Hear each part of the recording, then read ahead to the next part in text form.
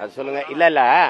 இல்ல உங்களால நான் என்னை உங்களை சந்திக்க நான் அனுமதி கேட்டேன் காவல்துறை அதிகாரி அவர்கிட்ட, ஐயா ஜெயச்சந்திரன்ட்ட. அவர் கைது செய்யப்பட்டு வச்சிருக்கிறவங்கள நீங்க சந்திக்க முடியாது, அது சட்டப்படி அது அந்த மாதிரி அணுகுமுறை இல்லைன்றாரு. நான் கேட்டேன், நீங்க அப்படின்னா நீங்க முத நாள் அவங்க போராடும் போதே நீங்க துறை சார்ந்த அமைச்சரோ அல்லது அதிகாரிகளோ சந்திச்சு அந்த கோரிக்கையை ஏற்று சரி செஞ்சிருக்கணும்ல நான் கேட்டேன். இல்ல அவங்கள நாங்க அழைச்சிட்டு போய் பேசி அவங்களெல்லாம் சந்திக்க வச்சோம் அப்படின்னு சொல்றாங்க. நீங்க யாருமே கேட்கலன்றீங்க. இதுல எது உண்மையிலே உங்களை இரண்டாவது நாள் தலைமைச் செயலாளர் சந்திச்சீங்க? செயலாளரையும் சந்தித்தோம், தலைமைச் செயலாளரையும் சந்தித்தோம். இரண்டாவது நாள் என்ன சொன்னாங்க? சொன்னதுல எங்களுக்கு அவங்கதான் உங்களுக்கான பணிகள் நடந்துட்டு இருக்குது, அதற்கான அறிவிப்பை நாங்க வெளியிடுறோம். எப்போ? ஆனா கிட்டத்தட்ட ஒரு 3 ஆண்டுகளா இதே பதில தான் நீங்க சொல்றீங்க. அதனால எங்களுக்கு உடன்பாடு இல்ல. நீங்க அறிவிப்பை வெளியிட்டீங்கன்னா நாங்க கலைந்து போறோம் அப்படின்னு சொல்லிதான் நாங்க எங்க போராட்டத்தை தொடர்ந்துட்டு இருக்கிறோம்.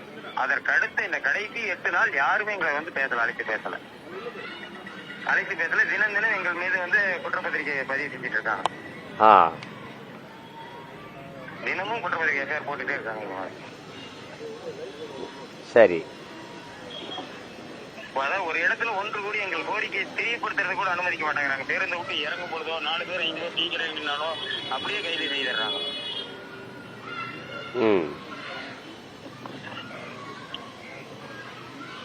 சரி, முதல்வர் நாங்க தேர்தல் அறிக்கையில சொன்னதை 99% நிறைவேற்றிட்டாங்கிறார். ஆனா பள்ளிக்கல்வித்துறை சார்ந்து சொன்ன எந்த அறிக்கையுமே நாங்க நிறைவேற்றல. சரி, நீங்க நம்பிக்கையோட இருங்க. நான் உங்களுக்காக இருக்கிறேன், உங்க கூடவே இருக்கிறேன். நம்பிக்கையோட இருங்க, எல்லாருக்கும் சொல்லுங்க. நீங்க உங்களை வெளியில விடும்போது நான் மறுபடியும் சந்திக்கிறேன். சரிங்கண்ணா, ரொம்ப நன்றி.